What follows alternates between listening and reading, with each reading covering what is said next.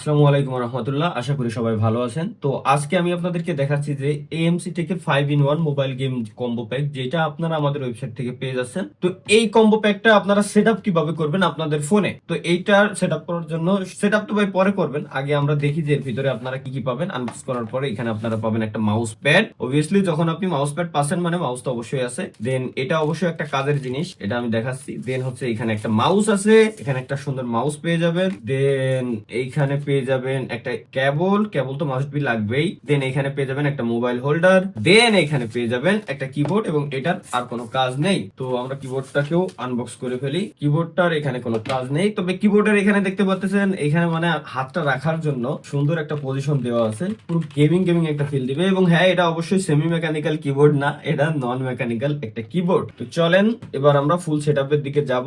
কেবলটারও আলাদা রাখি। এখন সর্বপ্রথম আমরা আমাদের যে ফোনে গেম প্লে করব ওই ফোনটাকে আমাদের সেট আপ করে নিতে হবে। কিভাবে সেট আপ করবো ওইটাও আমি আপনাদেরকে সমস্ত প্রসিজার দেখাই দিব। ওকে, এটা হচ্ছে আমাদের মোবাইল হোল্ডার, হোল্ডারটা রাখলাম।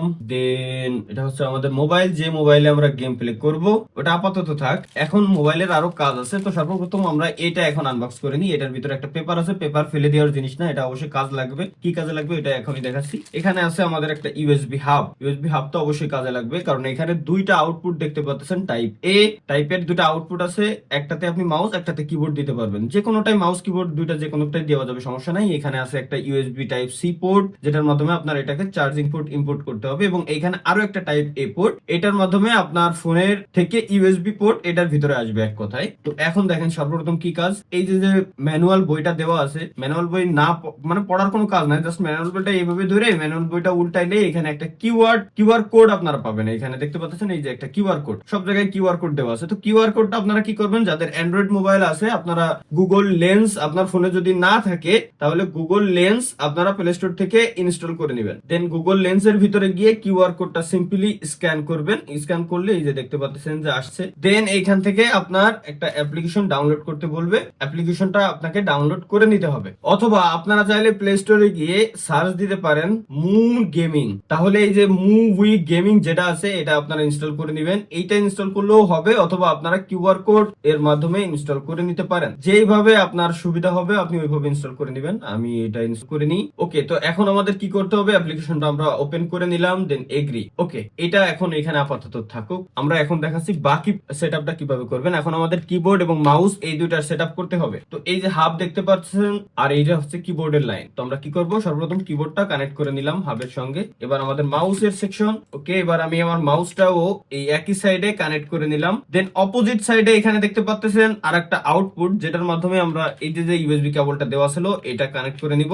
দেন এই কেবলটা আবার কানেক্ট করে নিব আমরা আমাদের ফোনে। যাদের ফোনে টাইপ সি তারা টাইপ সি ইউজ করবেন, এবং যাদের ফোন টাইপ সি নেই তারা অবশ্যই এখানে একটা কনভার্টার নিয়ে নেবেন। এবং এইখানে দেখতে পাচ্ছেন আরো একটা পোর্ট আছে, টাইপ সি। এইটা আসবে আপনার এক্সটার্নাল চার্জারের থেকে। তো এখানে অবশ্যই আপনার চার্জারের লাইন দেওয়ার সঙ্গে সঙ্গে আপনারা দেখতে পারবেন এখন এই প্রত্যেকটাই লাইন চলে আসে। দেখেন চার্জারের লাইন দিলাম, মাউসে লাইন আসছে, আমাদের কিবোর্ডে লাইন আসছে। কিবোর্ডটা অবশ্যই কিন্তু আরজিবি একটা কিবোর্ড, কিবোর্ডে লাইন আসছে, মাউসের লাইন আসছে, সব জায়গায় আমরা লাইন পেয়ে গেছি। চলেন এটাকে এখন সাইডে আপাতত রাখি। এবং এখানে একটা আলো ব্লিঙ্ক করতেছে, এর অর্থ হচ্ছে এখনো কানেক্টেড নেই। যখন আপনি কানেক্ট করে ফেলবেন এটার সঙ্গে তখন এই আলোটা বন্ধ হয়ে যাবে, মানে ব্লিঙ্ক করা বন্ধ হয়ে যাবে। এখন দেখেন আমরা কি করব, এখন আমাদের ফোনের কাজ। তো ফোনে সর্বপ্রথম কানেক্ট করার জন্য এখানে কানেক্ট অপশনে ক্লিক করবেন, দেন অ্যালাউ। দেন দেখেন এখানে আপনার অবশ্যই ব্লুটুথ পারমিশন চাইবে, যেহেতু আমার ব্লুটুথ অন করা ছিল তো সুতরাং আমার কাছে পারমিশন চাই নাই। এখানে দেখতে পাচ্ছেন মিক্স এসি 1+ যেটা আছে এটা সিলেক্ট করবেন। দেন কানেক্টিং হচ্ছে, কানেক্টেড হয়ে যাবে। কানেক্টেড হয়ে গেলে এখানে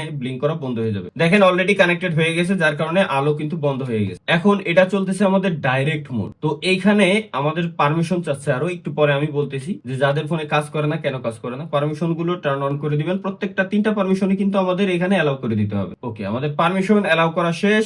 এখন এখানে কিন্তু ভাই আমাদের গেম মোড ডাইরেক্ট মোডে চলতেছে, দেখতে পাচ্ছেন। এই ডাইরেক্ট মোডের উপরে যদি আমি ক্লিক করি ডাইরেক্ট মোডে চলতে। এখন যারা স্যামসাং ফোন ইউজ করেন, বেশিরভাগ স্যামসাং ফোনে কিন্তু মিডিয়াটেকের প্রসেসর, ঠিক আছে। আগের যে ফোনগুলা অ্যান্ড্রয়েড 11 এর নিচে ওইগুলোতে আপনার মিডিয়াটেকের প্রসেসর। তো সুতরাং তখন আপনার কি করতে হবে, তখন আপনারা ব্লুটুথ ম্যাপিং মোড এটা সিলেক্ট করে, এই অপশন সিলেক্ট করে গেম প্লে আপনারা করতে পারবেন। ওটা কিভাবে করবেন ওটাও আমি এখন আপনাদেরকে দেখাই দেই। তো ব্লুটুথ ম্যাপিং মোড আমি সিলেক্ট করলাম, দেন কনফার্মে ক্লিক করলাম, দেন কানেক্ট অটোমেটিক হয়ে যাবে। কানেক্ট হয়ে গেছে। দেন আমাদের mapping mode need to B activated, এটা অ্যাক্টিভ করতে হবে আমাদের। দেন আমরা অবশ্যই ওয়্যারলেস অ্যাক্টিভ করব, তো ওয়্যারলেস সিলেক্ট করলাম। দেন দেখেন আমরা আমাদের ডেভেলপার অপশন ফোনের থেকে আগে আমাদের অন করতে হবে। তো ডেভেলপার অপশন প্রত্যেকটা ফোনেই অন করা যায়। তো এখান থেকে এই যে ডেভেলপার অপশন আমি অন করে দিলাম। ওকে, ডেভেলপার অপশন আমার অন হয়ে গেছে। Then USB debug mode, wireless debug mode, এইগুলো আমার অন করতে হবে। তো আবার ডেভেলপার অপশনে ক্লিক করলাম। দেন এখান থেকে ইউএসবি ডিবাগিং এটা আমার অন করতে হবে। ওয়্যারলেস ডিবাগিং এটাও আমার অন করতে হবে।